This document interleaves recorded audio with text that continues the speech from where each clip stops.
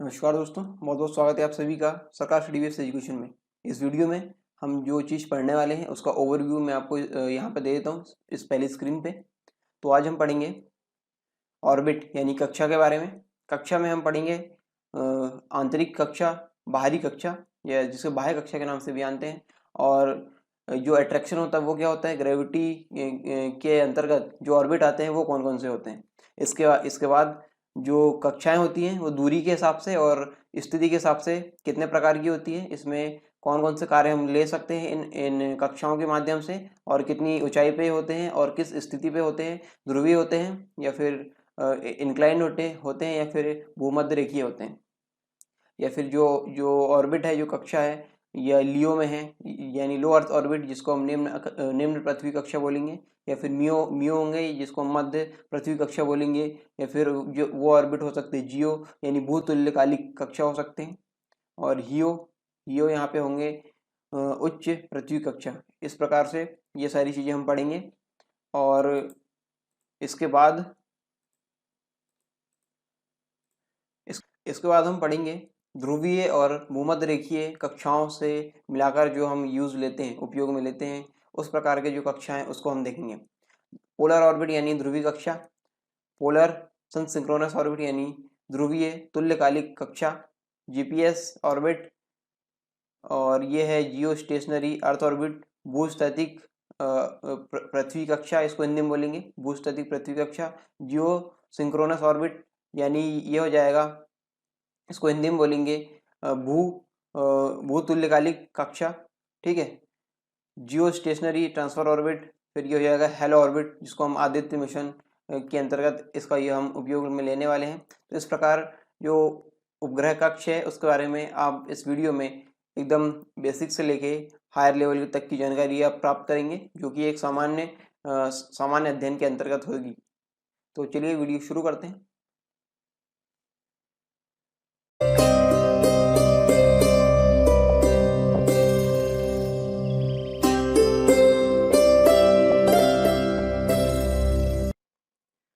Orbit, orbit यानी कक्षा, हिंदी में हम इसे कक्षा बोलेंगे। कक्षा या ऑर्बिट क्या होता है, इसको बहुत ही आसान भाषा में समझिए। ऑर्बिट यानी आप ये समझ लीजिए ग्रेविटी, ठीक है, अर्थ की ग्रेविटी या फिर अट्रैक्शन, ठीक है। और भी आसान भाषा में समझ लीजिए, अर्थ का जो अट्रैक्शन है उसको हम बोलेंगे ऑर्बिट। अब ये जो ऑर्बिट है इसको हमने इससे पहले वाले जो लेक्चर्स है उसमें हमने देखे हैं। इनर ऑर्बिट या हम पहले पढ़ चुके हैं, इनर ऑर्बिट और आउटर ऑर्बिट। तो इनर ऑर्बिट और आउटर ऑर्बिट क्या होते हैं यहाँ पे। इनर ऑर्बिट वो होते हैं जो पृथ्वी की सतह से 36,000 किलोमीटर, ठीक है, यहाँ तक जो पृथ्वी का जो ग्रेविटेशन वो यहाँ तक कार्य करता है, ठीक। तो यहाँ से 36,000 किलोमीटर की ऊंचाई से अंदर पे, ठीक है, ऊंचाई से अंदर जितने भी जो ऑर्बिट्स हैं, जो कक्षाएं हैं, वो होते हैं इनर ऑर्बिट्स। और जो 36,000 किलोमीटर से बाहर जो भी कक्षाएं हैं वो होते हैं आउटर ऑर्बिट। समझ में आ गया, दो चीजें होती हैं। अब इसके बाद डिस्टेंस और पोजीशन के हिसाब से दो भागों में यहाँ पे बांटा गया है। डिस्टेंस यानी दूरी, पोजीशन यानी स्थिति। दूरी और स्थिति के हिसाब से कक्षा को यहाँ पे बांटा गया है। सबसे पहले देखते हैं पोजीशन के हिसाब से, ठीक है। पोजीशन के हिसाब से हम ये देखेंगे कि कितने भागों में बांटा गया। ये 3 भागों में, पोलर यानी ध्रुवीय, इंक्लाइंड, और ये तीसरा है इक्वेटोरियल, इक्वेटोरियल यानी भूमध्य रेखीय, ठीक है। 3 हो गए यहाँ पे। अब देखो पोलर, जो पोलर पोजीशन किससे बोलेंगे, पोलर यानी एक तो ये है नॉर्थ पोल, ठीक है, और ये दूसरा है साउथ पोल। नॉर्थ पोल और साउथ पोल समझ गया पृथ्वी में कौन कौन से। तो ऑर्बिट है वो होते हैं पोजीशन के हिसाब से, यदि पोल पे हैं तो वो होंगे पोलर ऑर्बिट, ठीक है। और दूसरा ये है इक्वेटोरियल यानी भूमध्य रेखीय ऑर्बिट, वो कहाँ पे होंगे, भूमध्य रेखा, ये भूमध्य रेखा है, ठीक। भूमध्य रेखा पे जो भूमध्य रेखा के सामने जो लगेंगे, ठीक है, इसके समांतर में जो लगेंगे वो कौन से कहलाएंगे, वो कहलाएंगे भूमध्य रेखीय जो सैटेलाइट कहलाएंगे, भूमध्य रेखीय सैटेलाइट कहलाएंगे। और जिन कक्षाओं में लगेंगे वो कहलाएगी भूमध्य रेखीय कक्षा, भूमध्य रेखीय कक्षा, ठीक, भूमध्य रेखीय कक्षा। और देखो अब ये तीसरी चीज है, इंक्लाइंड या ट्रांजिशनल जो सैटेलाइट, सैटेलाइट यहाँ पे लगते हैं, या फिर जो ट्रांजिशनल जो कक्षा होती है वो कौन सी होती है? जो पोलर होते हैं और ये इक्वेटोरियल होते हैं। ठीक, पोलर यानी ध्रुवीय और इक्वेटोरियल यानी भूमध्य रेखीय। ये हो भूमध्य रेखीय, इसका समांतर बोलेंगे जो उपग्रह रहते हैं, या फिर इसके समांतर में जो कक्षाएं रहती है।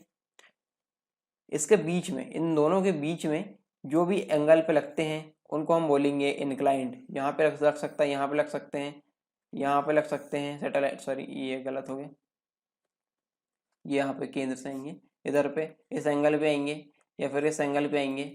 ठीक, तो इनको हम बोलेंगे इंक्लाइंड।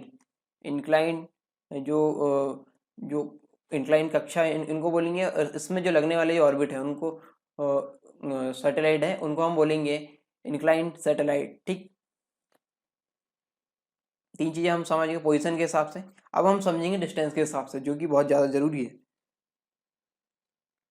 लियो, सबसे पहले हम डिस्टेंस के हिसाब से समझे तो यह लियो है, लियो यानी लो अर्थ ऑर्बिट। दूसरा है मियो, मियो होता है मीडियम अर्थ ऑर्बिट। तीसरा है जियो, ये स्टेशनरी अर्थ ऑर्बिट। और चौथा है यहाँ पे हियो यानी हाई अर्थ ऑर्बिट। इनकी जो ऊंचाई के हिसाब से इनको वर्गीकृत किया गया है, यानी दूरी दूरी के हिसाब से इनको विभाजित किया गया है। तो लियो की जो रेंज रहती है वो कौन सी रहती है? वो रहती है 50 किलोमीटर से 2000 किलोमीटर के बीच। ठीक है, पृथ्वी की सतह से 50 किलोमीटर से लेके 2000 किलोमीटर के बीच का जो एरिया है वो कहलाता है लो अर्थ ऑर्बिट। यहाँ पे कुछ भी आ सकता है, 50 आ सकता है, 60 आ सकता है, 100 आ सकता है, 1000 आ सकता है। ये जितनी भी कक्षाएं रहेगी वो कौन सी कहलाएगी? ये कक्षाएं कहलाएगी लो अर्थ ऑर्बिट, यानी निम्न पृथ्वी कक्षाएं कहलाएगी। और यहाँ पे दूसरा है मियो यानी medium earth orbit. Medium earth orbit की रेंज कितनी रहती है?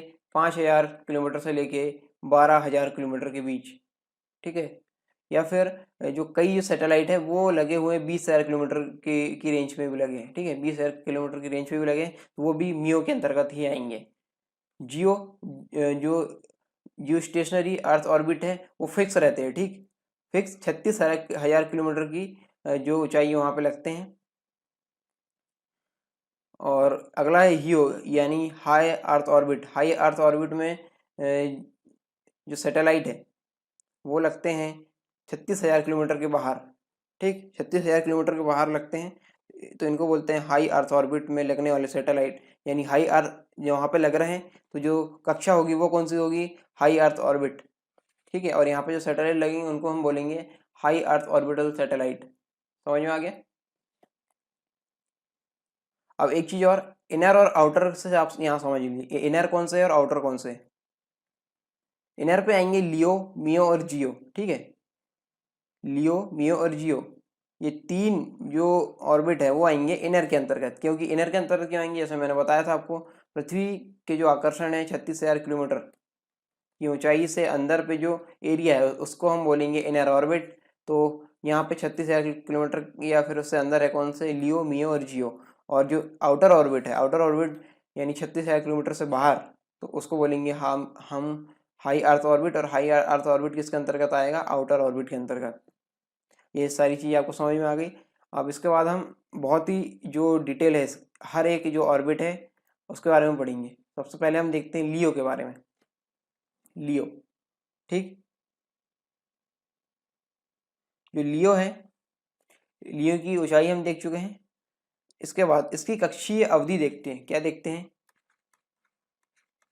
कक्षीय अवधि। और मैं आपको बता रहा हूँ, आप साथ साथ नोट्स बनाते चलिए बिल्कुल, क्योंकि नोट्स आप जब तक आप बनाएंगे नहीं तब तक ये जो लेक्चर है वो आपके लिए फ़ायदेमंद नहीं होगा। एक देखिए, एक बात होती है पढ़ना, ठीक, पढ़ना, और दूसरा होता है पढ़ के उसके बाद रिवीजन करना। रिवीजन तो सिर्फ पढ़ने से कुछ नहीं होगा, आपको पढ़ने के बाद रिवीजन भी करना होगा, तब जाके कुछ काम होगा, तब जाके ये कंसेप्ट आपके दिमाग में सेट होंगे, और तब जाके आप इनको एग्जाम में लिख पाएंगे। तो रिवीजन के लिए आपके पास होना नोट्स, तो नोट्स आपको बनाना होगा खुद से, और नोट्स कभी किसी से मांगना नहीं कि इसके नोट्स दे दो, उसके नोट्स दे दो। ये बहुत ही गलत चीज़ है। आप नोट्स खुद के बनाएं, ठीक, क्योंकि हो सकता है सामने वाले की समझ कुछ और हो, आपकी समझ कुछ और हो। इस प्रकार से ये चीज़ें होती है, तो आप नोट्स खुद से बनाएं। जैसा कि मैंने यहाँ पे बना कर लगाया हूँ, ये जो आपको डायग्राम दिख रहा है ना, ये वाला, ठीक है, तो ये मैंने खुद से बनाया हूँ पेन कॉपी से, मतलब पेन से बनाया हूँ कॉपी में, फिर आपके लिए यहाँ पे लाके चिपकाया हूँ। तो ये जो चीज़ें हैं आप सिर्फ इतना बना लेंगे ना, ठीक है, ये जो डायग्राम है ना इतना बना लेंगे तो आपको जो कक्षा से संबंधित जितने भी टॉपिक्स है, जितने भी डाउट्स है, वो सारे यहाँ पे क्लियर हो जाएंगे और सभी के बारे में आप बहुत ही गहनता से अध्ययन कर पाएंगे। और इसके बाद जब रिवीजन करेंगे तो बहुत ही शॉर्ट और हैंडी आपका रिवीजन होगा, बहुत कम समय में आप बहुत सारा जो रिवीजन है वो कर पाएंगे। आगे समझ में? तो आप साथ में रिवीजन के लिए नोट्स बनाते चलिए। तो कक्षीय अवधि हम देखते हैं इसकी किसकी, लियो की कक्षीय अवधि कितनी होती है? लियो की कक्षीय अवधि होती है 95 से 120 मिनट। इसका मतलब क्या हो गया? कक्षीय अवधि का मतलब क्या हो गया? ठीक है, कक्षीय अवधि का मतलब क्या हो गया, जो मैंने टर्मिनोलॉजी यहाँ पे यूज़ किया हूँ, जो शब्दावली यहाँ पे यूज़ किया। कक्षीय अवधि का मतलब ये होता है कि ये कोई कक्षा में घूम रहा है, ठीक, कक्षा में घूम रहा है तो वापस से यानी इस पॉइंट से वो चला है तो इस पॉइंट से ये चला, ये चला, ये चला, ये चला, ये चला, ये चला, ये चला, ये चला, फिर यहाँ पे आ गया, रुक गया, ठीक। तो यहाँ पे वापस कितनी देर में आ रहा है, कितनी अवधि में आ रहा है, उसको बोलेंगे हम कक्षीय अवधि। तो 95 से 120 मिनट की कक्षीय अवधि इनकी रहती है। जो लियो में जो भी सैटेलाइट रहते हैं या लो अर्थ ऑर्बिट में जो सैटेलाइट स्थापित होते हैं उनकी।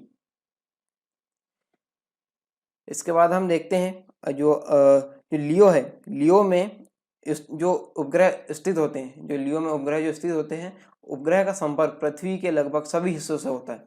क्यों? क्योंकि ये पृथ्वी के बहुत ही नज़दीक होते हैं, सबसे नज़दीक होते हैं लियो वाले। हाँ, एक बात और है, यहाँ पे आप कई जगह नियो शब्द सुनेंगे, ठीक है। नियो नियो कुछ नहीं है, नियो है near earth orbit, near earth orbit यानी निम्न पृथ्वी कक्षा, निम्न पृथ्वी कक्षा से और जो नज़दीक वाला है, नियर मतलब निकट, निकट पृथ्वी कक्षा। तो ये होता है, ये आपको देखने को मिलेंगे। यहाँ पे लियो कितनी दूरी पे है? यहाँ पे है 50 किलोमीटर पे। तो ये आपको नियो वाले मिलेंगे कितने, 40 या 30 किलोमीटर की जो रेंज में जो जो कक्षा रहेंगे, उसमें कक्षा में उपग्रह रहेंगे, वो नियो सैटेलाइट कहलाएंगे, ठीक। नियो सैटेलाइट या नियो के उपग्रह कहलाएंगे। आगे समझ में, यहाँ पे कंफ्यूज मत करना आप। और लियो के बारे में और हम देखते हैं तो ये संचार के लिए, ठीक है, संचार के लिए अच्छे लिंक्स प्रदान करता है, क्योंकि सबसे पास में होता है पृथ्वी के। इस कारण ये जो कम्युनिकेशन है उसके लिए काफ़ी अच्छे लिंक्स ये प्रदान करता है। पृथ्वी के किसी भी बिंदु से, इसका दूसरा जो जो महत्वपूर्ण बात है इसकी हम बात कर रहे हैं, पृथ्वी के किसी भी बिंदु से निम्न पृथ्वी कक्षा में स्थित उपग्रह अधिकतम 20 मिनट तक देखे जा सकते हैं। इसका मतलब क्या हुआ, जो मैंने बोला इसका मतलब क्या हुआ, यानी कि जो लियो ऑर्बिट में जो भी सैटेलाइट है, मान लीजिए ये पृथ्वी है, पृथ्वी के आसपास ये लियो में लगा है, ठीक, लियो ऑर्बिट में लगा हुआ है सैटेलाइट। तो ये एक बार में, ठीक, यदि किसी एक बिंदु से देखेंगे तो ये सिर्फ 20 मिनट तक दिखाई देगा। 20 मिनट तक ये किसी एक बिंदु पर जो जो अपनी जो अपने नज़र है वो बनाए रख सकता है, या फिर जो अपनी सेवा है वो दे सकता है। कितने मिनट तक? 20 मिनट तक। यानी क्या होगा, 20 मिनट के बाद हम उसे यूज़ नहीं कर पाएंगे। 20 मिनट के बाद जब दोबारा हम करेंगे तो दोबारा के लिए कितना टाइम लगेगा यहाँ पे? 95 से 120 मिनट, ठीक। इसके बाद हम और इसके लाभ देखते हैं। इसके लाभ क्या है? जो निम्न यानी लो अर्थ ऑर्बिट है, इसके लाभ हम देखते हैं क्या है इसके लाभ। स्लाइड बदल गई, ठीक। इसके लाभ में हम देखते हैं तो वैश्विक कवरेज बहुत ज़्यादा मिलता है। क्यों? क्योंकि सबसे पास में है, लो अर्थ ऑर्बिट है, वैश्विक कवरेज मिलेगा। ये पृथ्वी है, पृथ्वी के आसपास जो भी लियो में जो लगेंगे तो वो सबसे ज़्यादा नज़र रख पाएंगे। तो ये एक प्रकार से जो लियो में लगे रहेंगे वो स्पाई के काम भी आएंगे, ठीक, स्पाई के काम भी आएंगे। और जो लियो में जो सैटेलाइट लगते हैं वो होते हैं पोलर सैटेलाइट। कौन से होते हैं? Polar satellite. और जो मियो में लगेंगे वो होंगे इंक्लाइंड या ट्रांजिशनल सैटेलाइट हम बोलेंगे, ठीक है। और जो जियो में लगेंगे उनको बोलेंगे हम इक्वेटोरियल सैटेलाइट, ठीक। आगे समझ में, ये बहुत ही इंपॉर्टेंट चीज़ मैंने आपको यहाँ बता दिया। पोलर में जो लगेंगे वो होंगे कौन से? लियो वाली लियो वाली दूरी है वहाँ पे लगाना पड़ेगा, ठीक है। और जो इंक्लाइन पोजीशन में कितनी दूरी पर लगाएंगे हम लगाएंगे मियो वाली दूरी पे, ठीक। और जो इक्वेटोरियल यानी भूमध्य रेखीय है वहाँ पे हम कितनी दूरी पर लगाएंगे, 36,000 किलोमीटर की दूरी पे। तो इस प्रकार यदि आपसे ये क्वेश्चन पूछा है कि पोलर सैटेलाइट कितनी दूरी पर लगाए जा सकते हैं, तो आपके पास ये रेंज होगी, ये परास आपको दिया रहेगा या फिर आपको फिक्स वैल्यू दी रहेगी कि 50 से 2000 के बीच में आपको दी रहेगी, तो आपको बताना होगा। इस प्रकार आप अपने जो उत्तर है उसको सही कर पाएंगे। और जो लियो है, लियो के हम लाभ देख रहे हैं, तो लियो के लाभ में दूसरा जो है, दूसरा ये है कि यह काफ़ी कम समय लेता है, कम समय लेता है काफ़ी। मुझे उम्मीद है आप नोट्स बनाते चल रहे हैं, क्योंकि ये दूसरा पॉइंट मैं बता रहा हूँ यहाँ पे। पहला पॉइंट जो है, पहला पॉइंट क्या था, ग्लोबल कवरेज देता है, और दूसरा पॉइंट ये है कि ये कम समय लेता है, काफ़ी कम समय में ये अपने जो कार्य है वो कर लेता है। और इसके दोष भी है, ठीक है, दोष मतलब जो जिसकी नकारात्मक जो पक्ष है वो भी हम बात करेंगे। पृथ्वी एवं उपग्रह की कक्षीय अवधि में सामंजस्य यानी कोऑर्डिनेशन की कमी के कारण यह डॉपलर इफेक्ट दर्शाता है, ठीक है। डॉपलर इफेक्ट दर्शाता है, इसका मतलब क्या हुआ, यहाँ पे मैंने शब्द यूज़ किया डॉपलर इफेक्ट। जब ये पृथ्वी है, पृथ्वी के पास जो ये ऑर्बिट में ये लगा हुआ है, कौन, कक्षा में लगा हुआ सैटेलाइट यानी उपग्रह, तो ये जब सॉरी,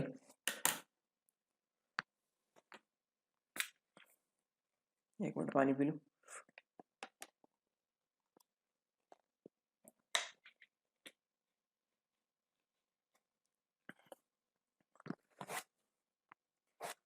पृथ्वी की कक्षा के जो निम्न पृथ्वी कक्षा के दोष है वो हम देख रहे हैं।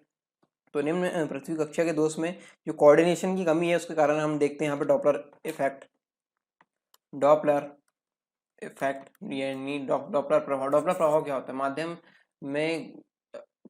माध्यम के कारण जब जो सेंडर होता है, ठीक है, सेंडर और रिसीवर, सेंडर और रिसीवर दो चीज़ होती है। कोई सेंडर होता है मतलब भेजने वाला, रिसीवर मतलब जो रिसीव करता है, ठीक है, जो ग्राही होता है वो होता है, ठीक। तो सेंडर द्वारा जो भेजी जाने वाली जो आवाज़ें हैं या फिर जो भी तरंगे हैं वो रिसीवर को कभी कम कभी ज़्यादा सुनाई देती है, ठीक है, जो आवाज़ है वो कभी कम कभी ज़्यादा सुनाई देती है। तो इसको ही हम क्या बोलेंगे, इसको हम बोलेंगे डॉपलर इफेक्ट, इसको हम डॉपलर इफेक्ट बोलते हैं। और जो लियो में जो सैटेलाइट लगे होते हैं उनमें ये प्रॉब्लम अक्सर आती है, कौन सी वाली, कभी कम कभी ज़्यादा जो आवाज़ सुनाई देती है उसमें। पूर्ण कवरेज, दूसरा जो फायदा था इसका, पूर्ण कवरेज, ठीक है। पूर्ण कवरेज पाने के लिए यहाँ पे बहुत ज़्यादा सैटेलाइट हमको लगाने होंगे। क्यों, क्योंकि मैंने आपको बताया था कि हार्डली ये 20 मिनट्स एक जगह से देखे जा सकते हैं, ठीक। तो 20 मिनट यदि ये यहाँ पे कर रहा है, यहाँ पे देखिए, ठीक, ये 20 मिनट यदि ये यूज़ कर रहा है, एक बार में 20 मिनट देख रहा है, तो ये पोलर में, ये पोलर है ऐसा, ठीक, यानी यहाँ पे 20 मिनट सिर्फ 20 मिनट काम करेगा, फिर यहाँ पे 20 मिनट काम करेगा, यहाँ पे 20 मिनट काम करेगा, फिर ये अलग जगह 20 मिनट काम करेगा, यहाँ पे मध्य प्रदेश वाले एरिया में 20 मिनट काम करेगा, ठीक। फिर ऊपर का दिल्ली में वहाँ 20 मिनट काम करेगा, फिर इस प्रकार 20 मिनट सिर्फ काम करेगा। यानी एक बार में एक कक्षीय जब वो लगाएगा तो एक बार में सिर्फ हम के यदि हमको सिर्फ इंडिया के रिस्पेक्ट में देखना है ना, तो इंडिया के रिस्पेक्ट में उसी पॉइंट में किसी एक पॉइंट में आने के लिए उसको फिर अपनी कक्षा का जो कक्षीय अवधि है वो पूरी करके फिर दोबारा वहां पे आना पड़ेगा। तब तक क्या करेंगे, ऐसा तो होगा नहीं कि अपन कि सिर्फ 20 मिनट के लिए हम जो है 20 मिनट के लिए जो संचार के लिए जो सुविधाएं दे रहे हैं फिर 20 मिनट के लिए हम फोन कर पाएंगे, या फिर 20 मिनट के लिए हम जो जो टीवी वगैरह वो देख पाएंगे। 20 मिनट में क्या हो पाएगा, ये सारी चीज़ें 20 मिनट के अंतर्गत नहीं होगी, इसलिए यहाँ पे बहुत सारे सैटेलाइट की आवश्यकता होगी। यहाँ पे मान लीजिए यहाँ पे 20 मिनट के बाद ही आगे चला गया, तो फिर उसके बाद के जो जो जो समय है वहाँ पे कौन सा सैटेलाइट आएगा, उसके बाद आएगा दूसरा सैटेलाइट, ठीक है, जो पोलर वाले हों उसको दूसरा आएगा, तब जाके हमें 24x7 जो समय है उसमें हमें सेवाएं मिल पाएगी। तो ये इसका एक नकारात्मक पॉइंट है लियो में जो सैटेलाइट होते हैं उनके। कॉल के दौरान डिस्टरबेंस की समस्या बनी रहती है, और ये भी इसका नकारात्मक पॉइंट है। तीन तीन नेगेटिव पॉइंट्स मैं बता चुका हूँ अभी तक। और ये है निम्न जीवन काल के कारण असफल उपग्रहों को निरंतर बदलने की आवश्यकता पड़ती है। कम कम इनका जीवन काल रहता है और इसके कारण इनको बार बार चेंज करने की आवश्यकता पड़ती है, तो मेंटेनेंस में काफ़ी खर्च आता है, ये हम देख सकते हैं। तो ये इसके जो नेगेटिव पक्ष है, नकारात्मक जो जो पक्ष है वो हमने देखे लियो के, और सकारात्मक पक्ष ये सब देख चुके हैं। ठीक, तो लियो के बारे में हमको जानकारी हो गई है पूरी, पोलर के बारे में जानकारी हो गई। अब हम चलते हैं किसमें, मियो में। ध्यान रहे ये हम इनर ऑर्बिट के बारे में पढ़ रहे हैं। ठीक, अब हम बात करते हैं मियो की। मियो यानी होता है मीडियम अर्थ ऑर्बिट। ठीक है, मध्य पृथ्वी कक्षा, इसको हिंदी में हम बोलेंगे मध्य पृथ्वी कक्षा। मैं इसको बार बार मियो के नाम से बोलूँगा क्योंकि ये शॉर्ट फॉर्म है, और मियो में मियो जब भी बोलूँगा आप समझ जाइए मध्य पृथ्वी कक्षा की बात यहाँ पे हो रही है। तो इसकी जो रेंज है वो कितनी रहती है, वो रहती है 5000 किलोमीटर से लेके 12000 किलोमीटर के बीच।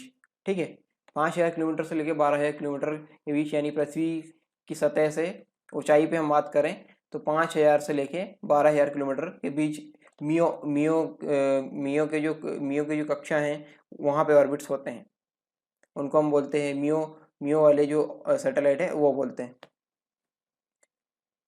और मियो में कौन से वाले भेजे जाते हैं, मतलब मियो की डिस्टेंस में किस पोजीशन में भेजे जाते हैं, ये भेजे जाते हैं इंक्लाइन पोजीशन में।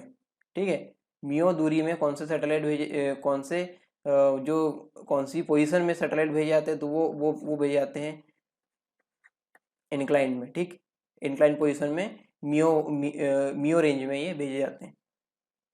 तो इसके बाद मियो से अंतर्गत हम एक चीज़ और देखते हैं कि मियो में कुछ सैटेलाइट ऐसे भी है जो 2000 किलोमीटर की दूरी पे लगे हैं, तो 2000 किलोमीटर का जो एरिया है वो भी मियो के अंतर्गत आएगा। और जो मियो है, मियो यानी मध्यम पृथ्वी कक्षा उपग्रह का जो कक्षीय काल रहता है, जो इसमें जो जो लगे होते हैं, ठीक, जो उपग्रह लगे होते हैं उनका कक्षीय काल, ध्यान रहे मैं सबके बारे में मैं बता रहा हूँ। यहाँ पे लियो के जो कक्षीय काल के बारे में हमने बात की है, अब हम बात कर रहे हैं मियो के कक्षीय काल के बारे में। तो आप नोट्स बनाते चलिए। और मियो के कक्षीय काल लगभग 6 घंटे होते हैं। ठीक, 6 घंटे का यहाँ पे कक्षीय काल होता है, और ये किसी पृथ्वी के निश्चित बिंदु से 60 से लेके 100 मिनट 60 से लेके 100 मिनट तक देखा जा सकता है इनको। ठीक, तो ये 60 से 100 मिनट तक ये एक पॉइंट में सेवाएं दे सकते हैं। इसके लाभ देख लेते हैं, मियो का लाभ क्या है। तो मियो यह वास्तविक वैश्विक कवरेज यानी रियल ग्लोबल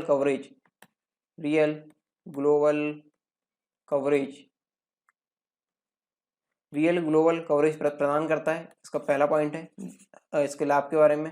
और दूसरा पॉइंट ये है कि इसमें समय के छोटे अंतराल का कोई खास प्रभाव नहीं पड़ता, क्योंकि यह कम दूरी के कारण अपने मार्ग से बहुत ही कम विचलित यानी डेविएट होता है। ठीक, ये अपने मार्ग से जो बहुत ही कम विचलित होता है, और इस कारण यहाँ पे इसमें छोटे समय अंतराल है उसका ज़्यादा फर्क नहीं पड़ता है। और तीसरा है इसका, यह सूचनाएं प्रदान करने में मध्यम समय लेता है। मध्यम समय यानी जो लियो में कम समय लेता है, इसके बाद किस में ले रहा है, इसके बाद ज़्यादा समय ले रहा है मियो में। ठीक, तो इस प्रकार समय जो है वो बढ़ता जाएगा। इस कक्षा में अवस्थित जो उपग्रह रहते हैं वो बड़े क्षेत्र को ढकने यानी निगरानी करने में सक्षम होते हैं, जो मियो में जो लगे रहते हैं। ठीक, मियो में ये पृथ्वी है, पृथ्वी में इसके आसपास मियो में लगे हुए। ठीक, मियो से लियो की अपेक्षा ज़्यादा कवरेज यहाँ पे देगा, क्योंकि ये थोड़ी ज़्यादा ऊंचाई पे लगे हुए लियो की अपेक्षा। यह बड़े क्षेत्र को ढकने या कवरेज करने में सक्षम है। ठीक, अतः इस कारण एक उपग्रह को दूसरे उपग्रह के स्थान पर स्थानांतरित ट्रांसफर करने की आवश्यकता कम होती है। अपने ही जिस डिस्टेंस पे ये या जिस पोजीशन पे ये छोड़े जाते हैं वहीं पे ये बने हुए रहते हैं, क्योंकि इनकी जो कक्षा है वो चेंज करने की आवश्यकता कम होती है। अब मियो के दोष क्या क्या है वो देख लेते हैं। मियो में जो नकारात्मक पक्ष है वो क्या क्या है। इसमें होल कवरेज यानी होगा यहाँ पे संपूर्ण कवरेज हेतु बड़ी संख्या में उपग्रह की आवश्यकता होती है। इसमें ज़्यादा उपग्रह की आवश्यकता होगी मियो में। और इसमें भी पृथ्वी तथा उपग्रह के कक्षीय अवधि यानी ऑर्बिटल पीरियड में सामंजस्य यानी कोऑर्डिनेशन की कमी के कारण डॉपलर इफेक्ट उत्पन्न होने की संभावना बनी रहती है। तो डॉपलर इफेक्ट इसमें भी इस डॉपलर इफेक्ट बनने रहने की संभावना किसमें भी रहेगी, मियो में। ठीक है, आवाज़ कभी कम कभी ज़्यादा रिसीवर के पास पहुँचने का के लिए जो हम टर्मिनोलॉजी यूज़ करते हैं वो होती है डॉपलर इफेक्ट, जैसा मैं आपको बता चुका हूँ। पूर्णतः असरदार यानी इफेक्टिव तरीके से उपयोग करने हेतु लंबे समय की आवश्यकता होती है, ज़्यादा समय इसमें लगेगा। ठीक, ज़्यादा टाइम इसमें लगेगा पूर्णतः यानी इफेक्टिव तरीके से उपयोग करने के लिए। और इसके बारे में हम बात करते हैं, जो अगले अगले जो पॉइंट्स हैं, जो इसके नेगेटिव पॉइंट्स हम बात कर रहे हैं। नेगेटिव पॉइंट्स में अगला है निगरानी यानी स्पाई के लिए, स्पाई या फिर सॉरी स्पाई हो जाएगा, दूसरा शब्द स्पाई मतलब जो छुप के जो निगरानी करते हैं उसके लिए, है ना। यानी निगरानी या देखने के लिए मध्यम समय मिलने के कारण कॉल की हस्तांतरण यानी डिस्टर्बेंस की थोड़ी संभावना या प्रोबेबिलिटी, इसको हम अंग्रेजी में बोलेंगे प्रोबेबिलिटी, वो बनी रहती है। अब अगला है, हम देख चुके हैं मियो तक हम पढ़ चुके हैं। अब अगला है कौन सा, जियो। अब है जियो स्टेशनरी अर्थ ऑर्बिट यानी जीईओ। जियो ये कक्षा की कितनी ऊंचाई पे होती है, ये होती है 36,000 किलोमीटर की ऊंचाई पे। और इस पे जो सैटेलाइट लगाए जाते हैं वो किस पोजीशन पर लगाए जाते हैं, ये लगाए जाते हैं इक्वेटोरियल पोजीशन पे। ठीक है, इक्वेटोरियल यानी भूमध्य रेखीय स्थिति में लगाए जाते हैं। और ये जो इसमें जो इस कक्षा में जो सैटेलाइट लगाए जाते हैं वो सबसे ज़्यादा लोकप्रिय होते हैं संचार के लिए। ठीक है, संचार के लिए सबसे ज़्यादा ये लोकप्रिय है इस यानी जियो में जो सैटेलाइट लगे होते हैं वो। यदि उपग्रह का कक्षीय काल यानी ऑर्बिटल पीरियड, कक्षीय काल ऑर्बिटल पीरियड पृथ्वी के घूर्णन काल के बराबर हो तथा उपग्रह पृथ्वी के सतह से 36,000 किलोमीटर की ऊंचाई पर हो, जो पृथ्वी के भूमध्य रेखीय में 3,075 मीटर पर सेकंड का के कोणीय वेग से घूर्णन करे, तो इसे हम क्या बोलेंगे, इसे हम बोलेंगे जियो सन सन नहीं, जियो सिंक्रोनस ऑर्बिट हम कहेंगे। ठीक है, जियो सिंक्रोनस ऑर्बिट बोलेंगे, जियो सिंक्रोनस ऑर्बिट। देखो यहाँ पे जो नई जो टर्मिनोलॉजी मैंने बताया, इसको और मैं दूसरी भाषा में यानी बहुत ही सरल तरीके से यदि बताऊँ तो यहाँ पे यदि जो जो यहाँ पे जो कक्षा है, ठीक है, जियो में यहाँ की जो कक्षा हैं इसमें यदि इन कक्षाओं का कोणीय वेग 3,075 मीटर पर सेकंड हो जाए, कुछ कक्षाएं जो है उनका जो कोणीय वेग है वो 3,075 मीटर पर सेकंड हो जाए, तो ये कक्षा है वो क्या कहलाएगी, जियो सिंक्रोनस ऑर्बिट ये कहलाने लगेगी। समझ में आ गया, ये बहुत ही साधारण भाषा में आपको समझाया है, शायद आपको समझ में आ गया होगा। जियो सिंक्रोनस को हम हिंदी में क्या बोलेंगे, इसको बोलेंगे हम भूतुल्यकारी। ठीक, भूतुल्यकालिक कक्षा, भूतुल्यकालिक कक्षा, तो ये किसके अंतर्गत आएगी, जियो से संबंधित है, जियो सिंक्रोनस ऑर्बिट भूतुल्यकारी कक्षा। जब यह झुकाव यानी इंक्लाइंड, जो सैटेलाइट का जो झुकाव है या फिर जो कक्षा का झुकाव है या फिर झुकाव यानी इंक्लाइंड हम बोलेंगे, एवं विकेंद्रीकरण शून्य हो जाए तो उपग्रह पृथ्वी से स्थिर प्रतीत होते हैं। ठीक, इंक्लाइंड जब शून्य होगा यानी झुकाव जब शून्य हो जाएगा तो पृथ्वी से स्थिर प्रतीत होते हैं, इसलिए इसे भूस्थैतिक कक्षा यानी जियो स्टेशनरी कहा जाता है। स्थैतिक यानी स्टेशनरी, भूस्थैतिक यानी जियो स्टेशनरी कक्षा कहा जाता है। क्यों कहा जाता है, क्योंकि जब इनका जो विकेंद्रीकरण है या फिर झुकाव है वो शून्य हो जाए तो हम इसे बोलेंगे, इस कक्षा को बोलेंगे भूस्थैतिक कक्षा। इस कक्षा का जो झुकाव है वो शून्य हो जाए तो। अब भूस्थैतिक कक्षा के लाभ हम देखते हैं। भूस्थैतिक कक्षा के लाभ,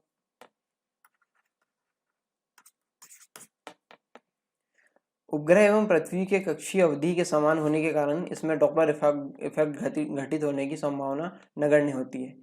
जियो में जैसा कि यहाँ पे लियो और मियो में डॉपलर इफेक्ट की संभावना बनी रहती थी, लेकिन यहाँ पे हियो में डॉपलर इफेक्ट यहाँ पे घटित होने की संभावना कम होगी। भूस्थित कक्षा में स्थित उपग्रह उत्तरी ध्रुव एवं दक्षिणी ध्रुव यानी north pole and south pole English में से बोलेंगे को छोड़कर पृथ्वी के लगभग सभी हिस्से को प्रदर्शित करती है। जो भू स्टेशनरी यानी भूस्थितिक जो कक्षा है वो। और अगला है जो इसके लाभ के अंतर्गत हम देखते हैं तो निश्चित ज्यामितीय संबंध जियोमेट्रिक रिलेशन, जिसको हम इंग्लिश में बोलेंगे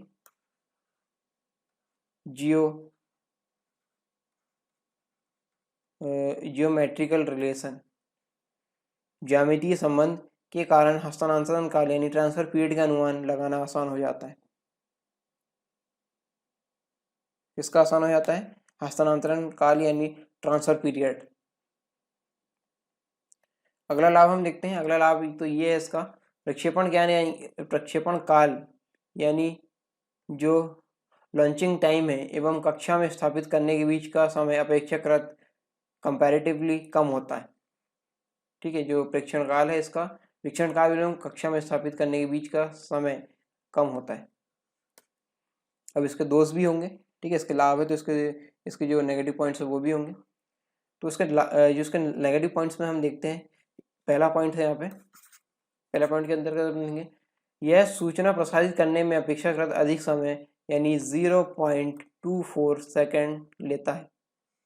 अधिक समय यानी 0.24 सेकंड लेता है, जिससे आवाज एवं समय से संबंधित आंकड़े प्रभावित होते हैं।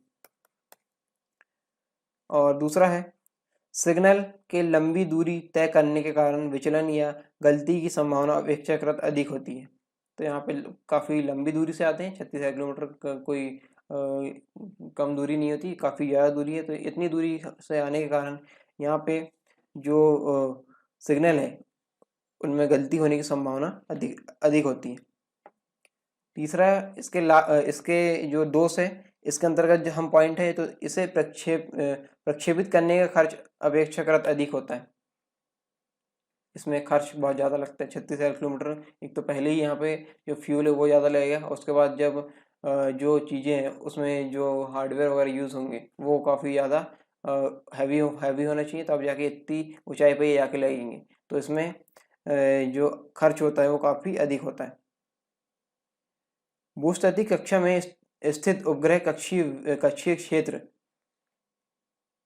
यानी जो स्थिर, यहाँ पर लिख देता हूँ मैं, स्थिर उपग्रह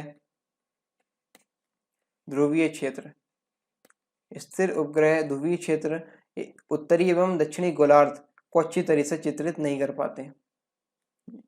उत्तरी एवं दक्षिणी गोलार्ध को अच्छी तरह चित्रित नहीं कर पाते क्योंकि ये इक्वेटोरियल पोजीशन पे लगे हुए होते हैं जियो वाले। ठीक, जियो वाले यहाँ पे लगे हैं तो ये वो कौन से नहीं कर पाएंगे पोजीशन, यानी जो पोलर जो पोजीशन है उत्तरी ध्रुव और दक्षिणी ध्रुव वाले एरिया को अच्छे से कवर नहीं कर पाएंगे। तो ये इसके नेगेटिव पॉइंट्स है। अब अगला है हियो यानी high earth orbit. High earth orbit पृथ्वी के बाहर हम उपग्रह एवं अंतरिक्ष मिशन को जिस कक्षा में भेजते हैं उच्च पृथ्वी कक्षा कहलाता है। ठीक, 36,000 किलोमीटर के बाहर जो भी कक्षाएं हम भेजेंगे, जैसे चंद्रयान हमने भेजा, मंगलयान भेजा या आदित्य मिशन जिसमें काम चल रहा है वो भेजा, तो ये क्या मतलब हाई अर्थ ऑर्बिट में पहुंचाए जाते हैं, यानी उच्च पृथ्वी कक्षा में ये पहुंचाए जाते हैं। और इसके बारे में एक नोट लिख लीजिए आप। ठीक है, नोट क्या है? लियो यानी लो अर्थ ऑर्बिट उपग्रह ध्रुवीय स्थिति आप लिख लीजिए, हालांकि मैंने बता चुका हूँ। जो लियो है ध्रुवीय स्थिति है, ध्रुवीय स्थिति में भेजे जाते हैं।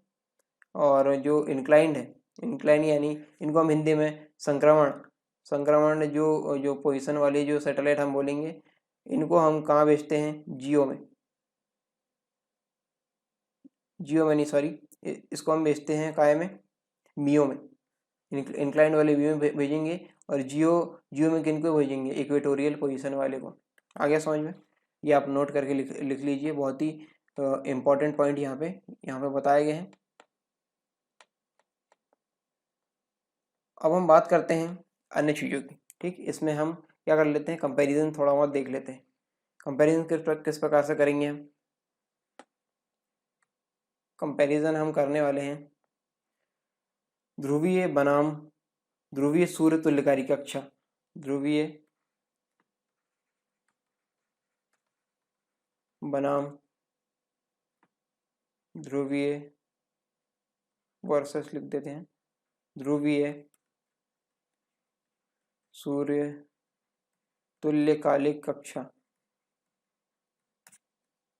इसमें हम जो बनाम है, यानी इसमें जो अंतर है, इसमें अंतर या सिमिलरिटीज वगैरह क्या है वो हम देखेंगे। ध्रुवीय उपग्रह का प्रयोग पृथ्वी की सतह की तस्वीर लेने हेतु हमेशा नहीं किया जा सकता है। ध्रुवीय वाले जो है, ठीक है, पोल पे लगे हुए रहते हैं, क्योंकि इनका जो एक समय में किसी एक व्यक्ति से किसी एक बिंदु से देखे जाने वाला समय काफ़ी कम है। ये निश्चित समय के लिए ही सूर्य के सामने रहेंगे, बाकी अवधि के दौरान ये सूर्य की ग्रही गति एवं पृथ्वी के स्थिति परिवर्तन के कारण पृथ्वी के जो सतह है, पृथ्वी की सतह की सूर्य की छाया के साथ प्रदर्शित होंगे, के साथ तस्वीर प्रदर्शित होगी। इसका मतलब क्या है? ये सूर्य, मान लो ये यहाँ पे सूर्य है, ठीक, बड़ा सूर्य लेते हैं, पृथ्वी से बड़ा। जब यहाँ पे पोलर वाला ये है, ठीक, पोलर वाला ये है, ऐसा घूम रहा है, ठीक, पोल से पोल घूम रहा है, तो यहाँ पे जो सन के सामने जो टाइम है वो बहुत ही कम टाइम के लिए आएगा, ठीक।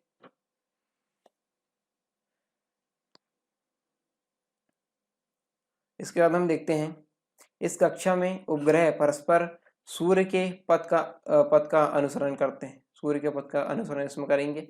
अतः इस कक्षा को सूर्य तुल्यकारी कक्षा कहा जाता है। यह कहा जाता है सूर्य तुल्यकारी कक्षा। सूर्य तुल्यकारी कक्षा पृथ्वी की सतह से 789 किलोमीटर की दूरी पर होता है, जिसका झुकाव कोण यानी इंक्लाइंड एंगल ध्रुव के समतुल्य 98.6 डिग्री का कोण होता है, ठीक। 98 यानी 98.6 डिग्री 6 डिग्री का यहाँ पे जो होता है वो कोण होता है यहाँ पे ध्रुव के समतुल्य में।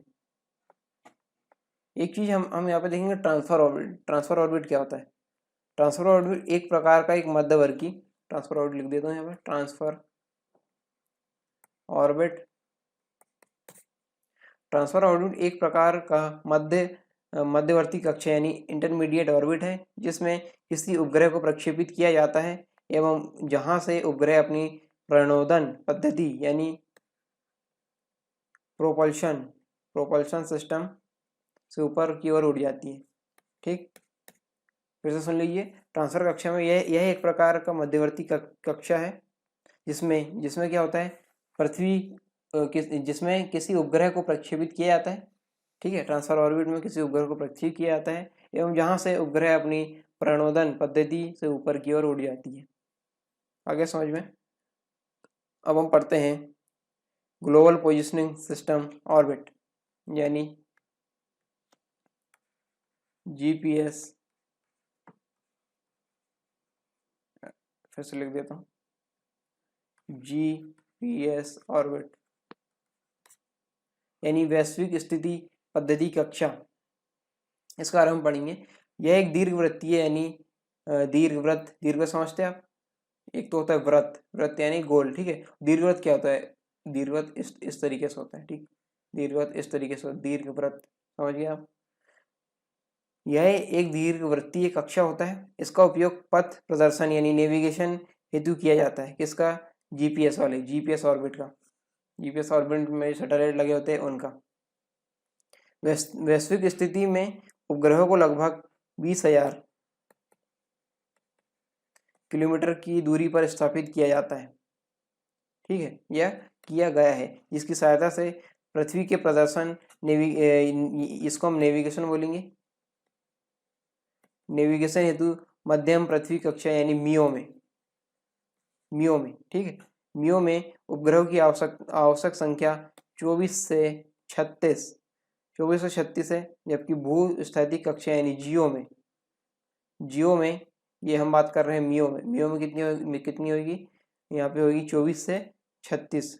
जबकि भूस्थैतिक कक्षा यानी जियो में स्थित 3 उपग्रह ध्रुवीय क्षेत्रों यानी पोलर रीजन को छोड़कर पूरी पृथ्वी को आच्छादित यानी कवर कर सकते हैं।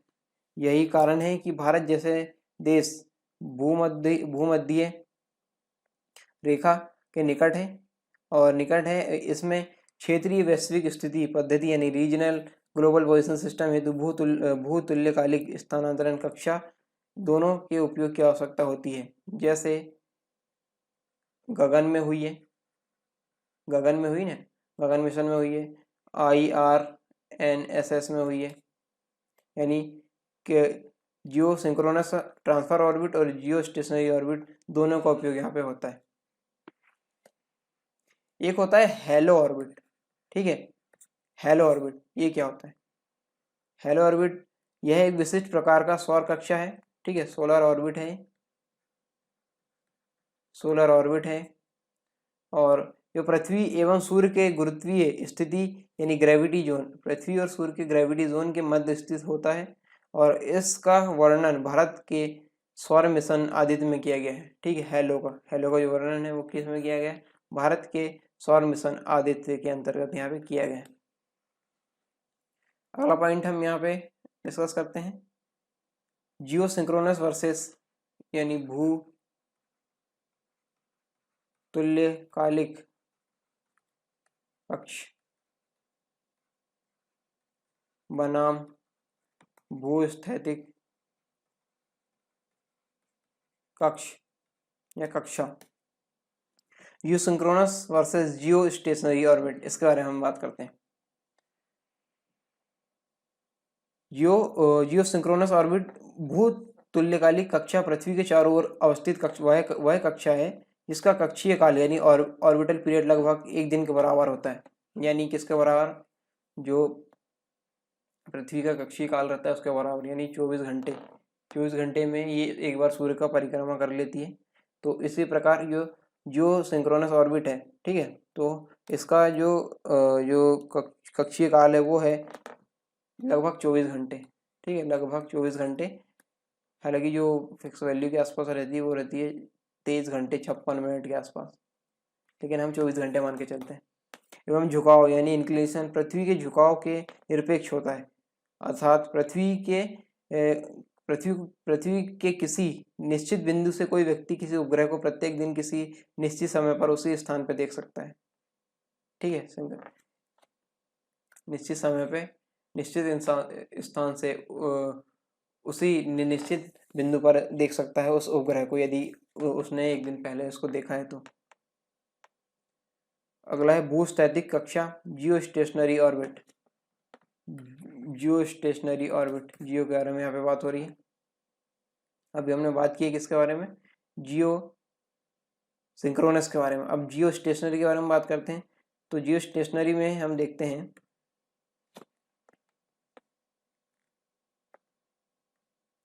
जियो स्टेशनरी में पृथ्वी के भूमध्य रेखीय के ठीक ऊपर, पृथ्वी के ठीक 35,786 यानी लगभग 36,000 किलोमीटर ऊपर स्थित वह भूतुल्यकालिक कक्षा है जो पृथ्वी के आसमान के तारों की तरह स्थिर प्रतीत होती है, ठीक है। पृथ्वी के असमान तारों की तरह स्थिर यहाँ पे प्रतीत होती है और पृथ्वी के किसी निश्चित बिंदु से कोई व्यक्ति अपनी स्थिति के अनुसार इस कक्षा में स्थित उपग्रह हमेशा स्थिर पाता है। यदि किसी ने पहले देखा है तो वहाँ पे दूसरी बार जब देखेगा तो हमेशा वो क्या रहेगा? स्थिर रहेगा जियो स्टेशनरी में। और यहाँ पे हम अगला जो पॉइंट है वो देखते हैं, भूतुल्यकालिक स्थानांतरण कक्षा यानी जियो सिंक्रोनस ट्रांसफर ऑर्बिट, इसको हम जीटीओ भी कह सकते हैं। देखिए हमने पोलर ऑर्बिट के बारे में बात कर ली, पोलर सन सिंक्रोनस के बारे में बात कर लिए, जीपीएस के बारे में बात कर लिए, जियो स्टेशनरी अर्थ ऑर्बिट के बारे में बात कर लिए, ठीक। जियो सिंक्रोनस ऑर्बिट के बारे में बात कर लिए, पाँच हो गए। अब जियो स्टेशनरी ट्रांसफर ऑर्बिट जिसको हम बोलेंगे जीटीओ, इसके बारे में हम देखते हैं। ये सब लिखते चल रहे हैं आप इसके नोट बनाइए जरूर, क्योंकि नोट्स बनाने पे बहुत बहुत फ़ायदा होने वाला है, क्योंकि यहाँ पे सिलेबस आसानी से नहीं मिलता है। जो जो है जियो सिंक्रोनस ट्रांसफर ऑर्बिट यानी GTO, इसका बारे में हम देखते हैं। इस कक्षा के विचार का प्रतिपादन डब्ल्यू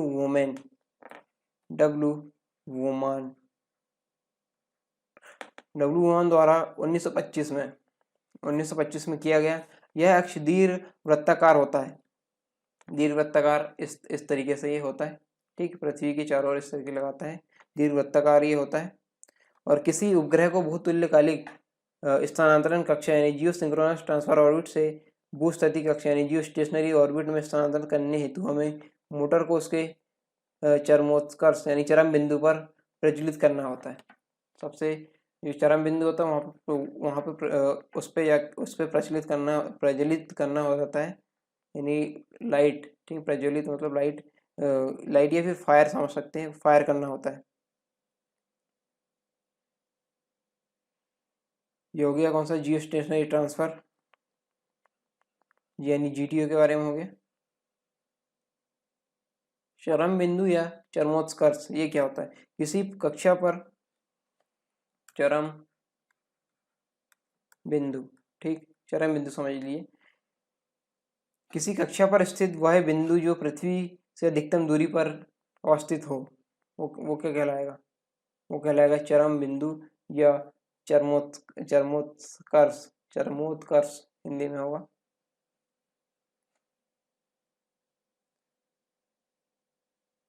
और इसके बारे में अन्य चीजें हम देखें तो भूस्थितिक कक्षा यानी जियो स्टेशनरी ऑर्बिट हेतु प्रक्षेपित किया गया कोई उपग्रह अपने अंतिम लक्ष्य यानी फाइनल टारगेट तक पहुंचने से पहले स्थानांतरण कक्षा यानी ट्रांसफर ऑर्बिट यानी जो इंटरमीडिएट या फिर मध्यवर्ती कक्षा है तथा उसके पश्चात भूतुल्यकारी कक्षा से गुजरता है। यदि कोई उपग्रह सफलतापूर्वक भूस्थितिक कक्षा यानी जियो स्टेशनरी ऑर्बिट में स्थापित नहीं किया जाए तो यह कुछ दूरी पर विचलित हो जाएंगे और इस कक्षा को ड्राफ्ट कक्षा यानी ड्रिफ्ट ऑर्बिट कहा जाता है, ड्रिफ्ट।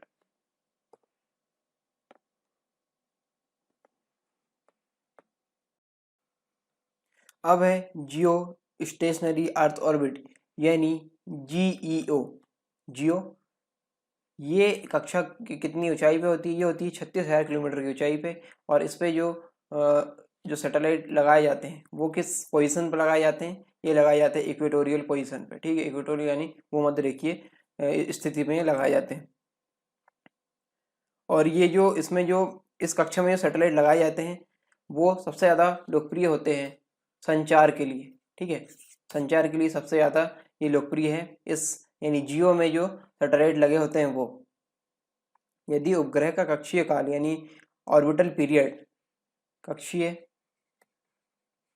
काल ऑर्बिटल पीरियड पृथ्वी के घूर्णन काल के बराबर हो तथा उपग्रह पृथ्वी के सतह से 36,000 किलोमीटर की ऊंचाई पर हो, जो पृथ्वी के भूमध्य रेखीय में 3075 मीटर पर सेकंड का के कोणीय वेग से घूर्णन करे तो इसे हम क्या बोलेंगे, इसे हम बोलेंगे जियो जियो सिंक्रोनस ऑर्बिट हम कहेंगे, ठीक है, जियो सिंक्रोनस ऑर्बिट बोलेंगे, जियो सिंक्रोनस ऑर्बिट। देखो यहाँ पे जो नई जो टर्मिनोलॉजी मैंने बताया इसको और मैं दूसरी भाषा में यानी बहुत ही सरल तरीके से यदि बताऊँ तो यहाँ पे यदि जो यहाँ पे जो कक्षा है, ठीक है, जियो में यहाँ की जो कक्षा है इसमें यदि इन कक्षाओं का कोणीय वेग 3075 मीटर पर सेकंड हो जाए, कुछ कक्षाएं जो है उनका जो कोणीय वेग है वो 3075 मीटर पर सेकंड हो जाए तो ये कक्षा है वो क्या कहलाएगी, जियो सिंक्रोनस ऑर्बिट ये कहलाने लगेगी। समझ में आ गया, ये बहुत ही साधारण भाषा में आपको समझाया, शायद आपको समझ में आ गया होगा। जियो सिंक्रोनस को हम हिंदी में क्या बोलेंगे, इसको बोलेंगे हम भूतुल्यकारी, ठीक, भूतुल्यकालिक कक्षा तो ये किसके अंतर्गत आएगी, जियो से संबंधित है, जियो सिंक्रोनस ऑर्बिट, भूतुल्यकारी कक्षा। जब यह झुकाव यानी इंक्लाइंड, जो सैटेलाइट का जो झुकाव है या फिर जो कक्षा का झुकाव है या फिर झुकाव यानी इंक्लाइंड हम बोलेंगे, एवं विकेंद्रीकरण शून्य हो जाए तो उपग्रह पृथ्वी से स्थिर प्रतीत होते हैं। ठीक, इंक्लाइंड जब शून्य होगा यानी झुकाव जब शून्य हो जाएगा तो पृथ्वी से स्थिर प्रतीत होते हैं, इसलिए इसे भूस्थैतिक कक्षा यानी जियो स्टेशनरी कहा जाता है। स्थैतिक यानी स्टेशनरी, भूस्थैतिक यानी जियो स्टेशनरी कक्षा कहा जाता है। क्यों कहा जाता है, क्योंकि जब इनका जो विकेंद्रीकरण है या फिर झुकाव है वो शून्य हो जाए तो हम इसे बोलेंगे, इस कक्षा को बोलेंगे भूस्थैतिक कक्षा। इस कक्षा का जो झुकाव है वो शून्य हो जाए तो। अब भूस्थैतिक कक्षा के लाभ हम देखते हैं। भूस्थैतिक कक्षा के लाभ,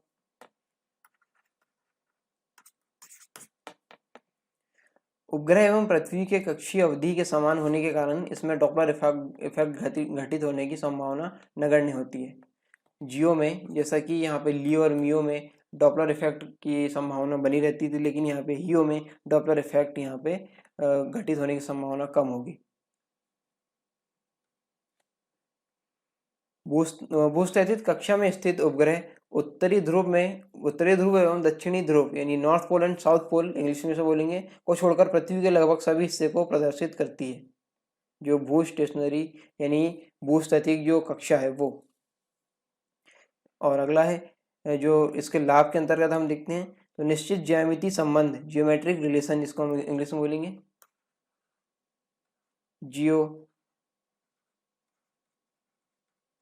जियोमेट्रिकल रिलेशन, ज्यामितीय संबंध के कारण हस्तांतरण काल यानी ट्रांसफर पीरियड का अनुमान लगाना आसान हो जाता है।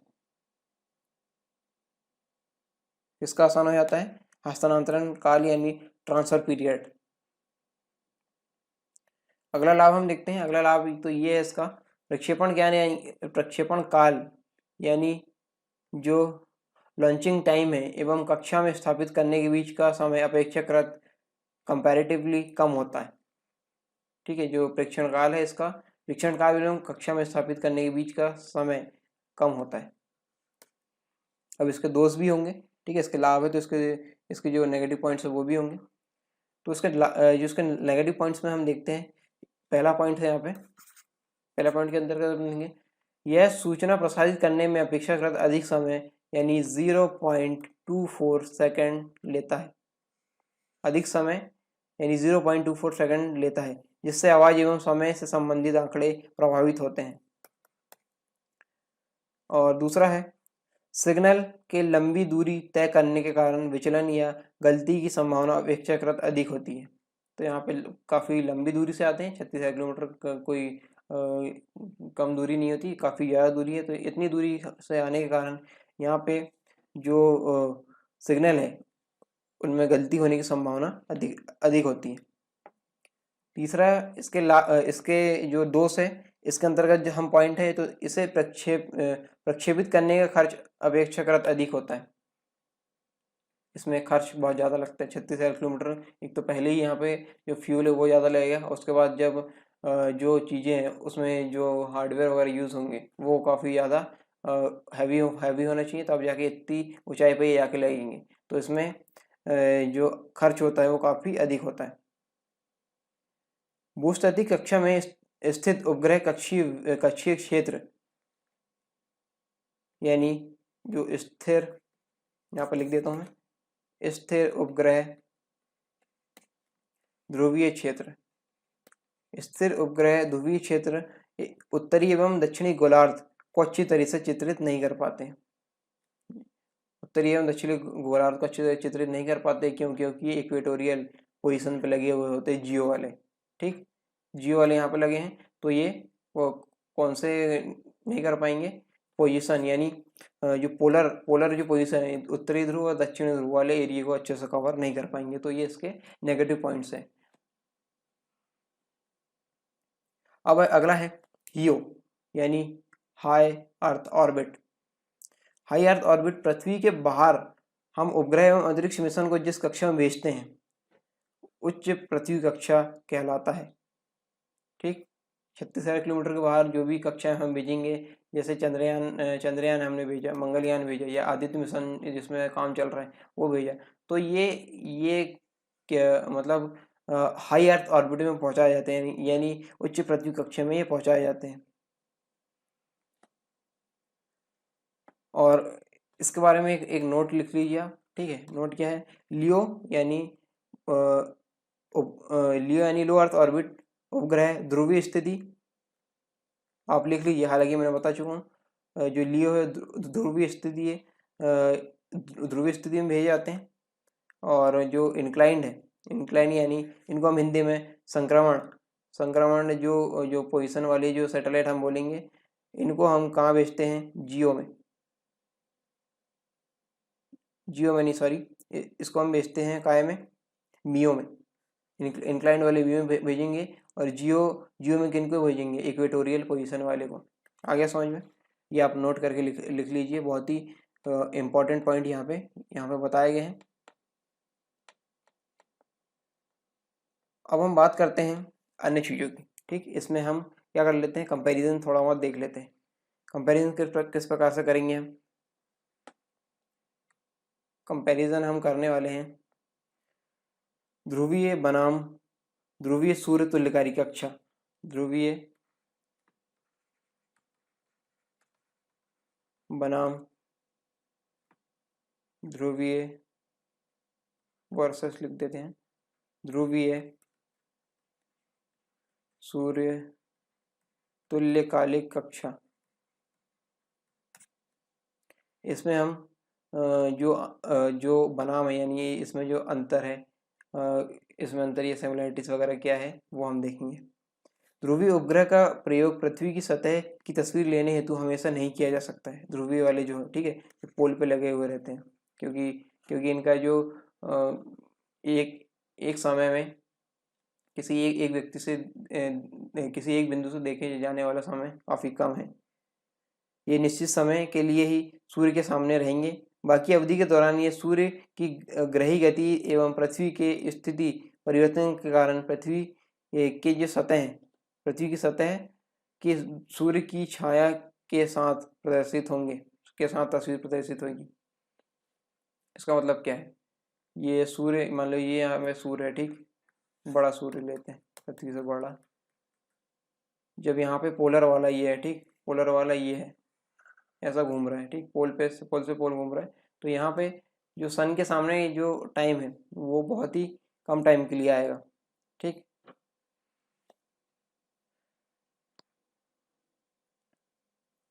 इसके बाद हम देखते हैं इस कक्षा में उपग्रह परस्पर सूर्य के पथ का अनुसरण करते हैं, सूर्य के पथ का अनुसरण इसमें करेंगे।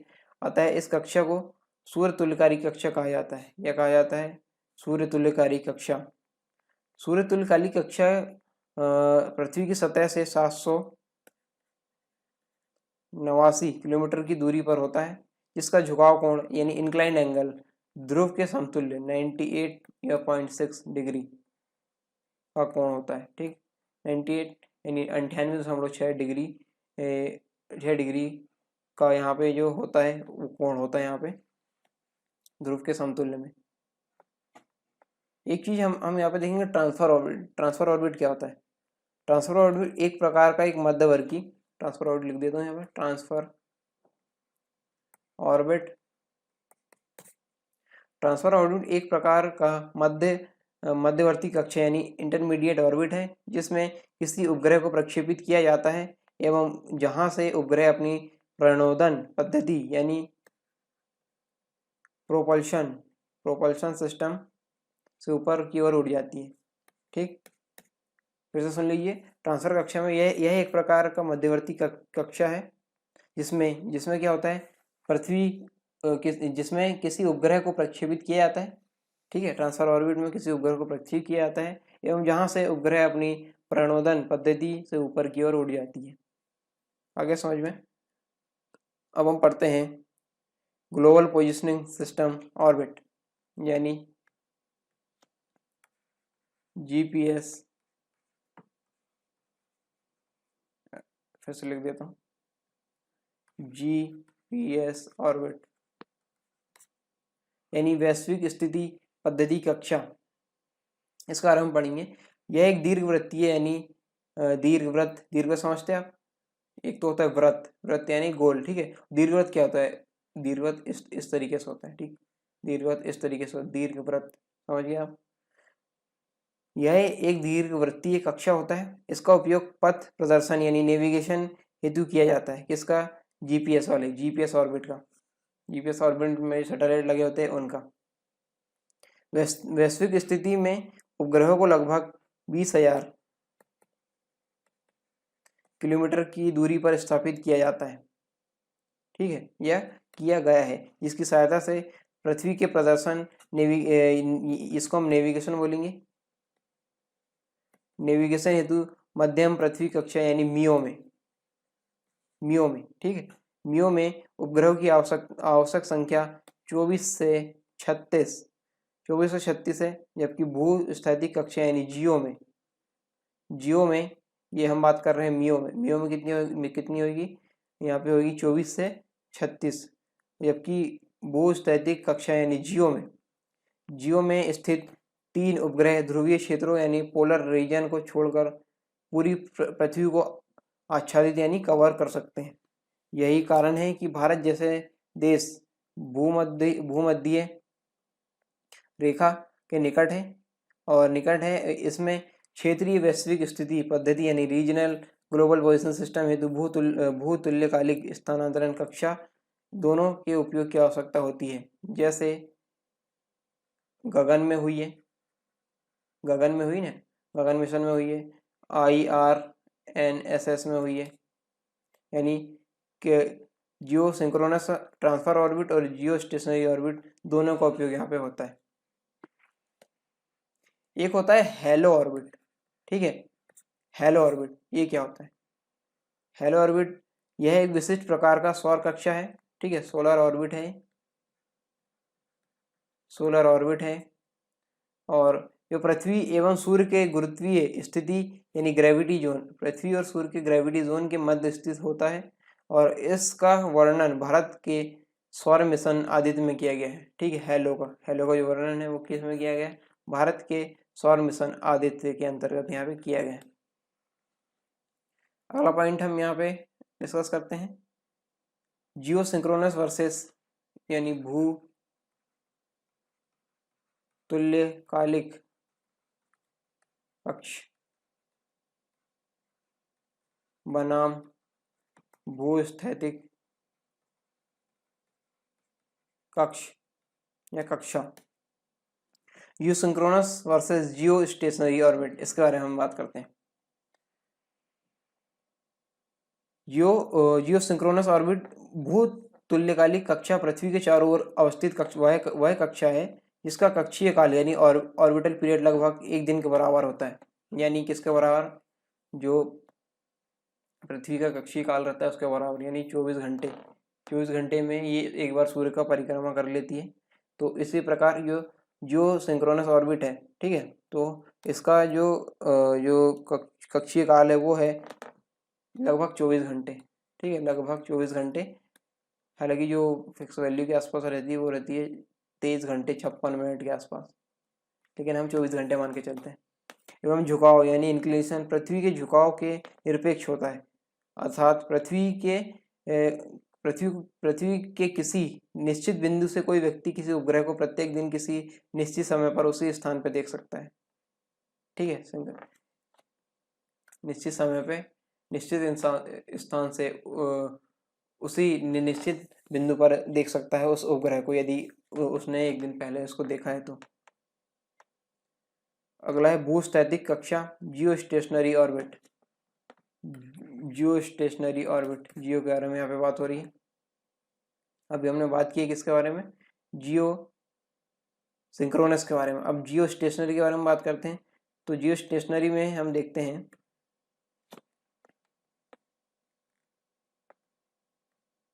जियो स्टेशनरी में पृथ्वी के भूमध्य रेखीय के ठीक ऊपर, पृथ्वी के ठीक 35,786 यानी लगभग 36,000 मान लीजिए 36,000 किलोमीटर ऊपर स्थित वह भूतुल्यकालिक कक्षा है जो पृथ्वी के असमान के तारों की तरह स्थिर प्रतीत होती है। ठीक है,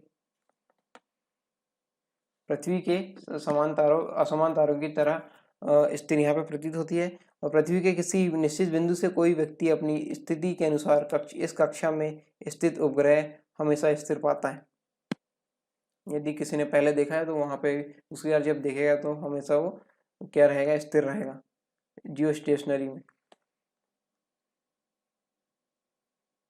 और यहाँ पे हम अगला जो पॉइंट है वो देखते हैं, भूतुल्यकालिक स्थानांतरण कक्षा यानी जियो सिंक्रोनस ट्रांसफर ऑर्बिट, इसको हम जीटीओ भी कह सकते हैं। देखिए, हमने पोलर ऑर्बिट के बारे में बात कर ली, पोलर सन सिंक्रोनस के बारे में बात कर लिए, जीपीएस के बारे में बात कर लिए, जियो स्टेशनरी अर्थ ऑर्बिट के बारे में बात कर लिए। ठीक, जियो सिंक्रोनस ऑर्बिट के बारे में बात कर लिए, पाँच हो गए। अब जियो स्टेशनरी ट्रांसफर ऑर्बिट जिसको हम बोलेंगे जीटीओ, इसके बारे में हम देखते हैं। ये सब लिखते चल रहे हैं आप इसके नोट बनाइए जरूर, क्योंकि नोट्स बनाने पे बहुत फ़ायदा होने वाला है, क्योंकि यहाँ पे सिलेबस आसानी से नहीं मिलता है। जो है जियो सिंक्रोनस ट्रांसफर ऑर्बिट यानी जीटीओ, इसका बारे में हम देखते हैं। इस कक्षा के विचार का प्रतिपादन डब्ल्यू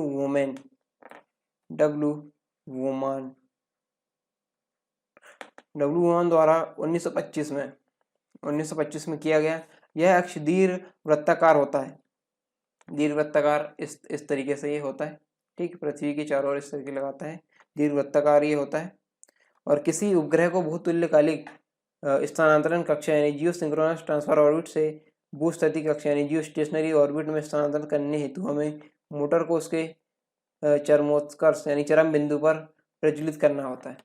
सबसे जो चरम बिंदु होता है वहाँ पे उस पर प्रज्वलित करना हो जाता है, यानी लाइट। ठीक, प्रज्वलित मतलब लाइट या फिर फायर समझ सकते हैं, फायर करना होता है। ये हो गया कौन सा, जियो स्टेशनरी ट्रांसफर यानी जीटीओ के बारे में हो गया। चरम बिंदु या चरमोत्कर्ष ये क्या होता है, किसी कक्षा पर चरम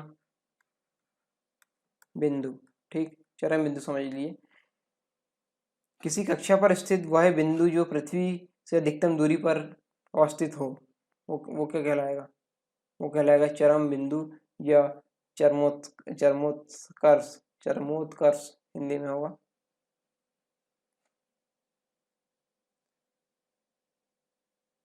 और इसके बारे में अन्य चीज़ें हम देखें तो भूस्थितिक कक्षा यानी जियो स्टेशनरी ऑर्बिट हेतु प्रक्षेपित किया गया कोई उपग्रह अपने अंतिम लक्ष्य यानी फाइनल टारगेट तक पहुंचने से पहले स्थानांतरण कक्षा यानी ट्रांसफर ऑर्बिट यानी जो इंटरमीडिएट या फिर मध्यवर्ती कक्षा है तथा उसके पश्चात भूतुल्यकारी कक्षा से गुजरता है। यदि कोई उपग्रह सफलतापूर्वक भूस्थितिक कक्षा यानी जियो स्टेशनरी ऑर्बिट में स्थापित नहीं किया जाए तो यह कुछ दूरी पर विचलित हो जाएंगे और इस कक्षा को ड्राफ्ट कक्षा यानी ड्रिफ्ट ऑर्बिट कहा जाता है। ड्रिफ्ट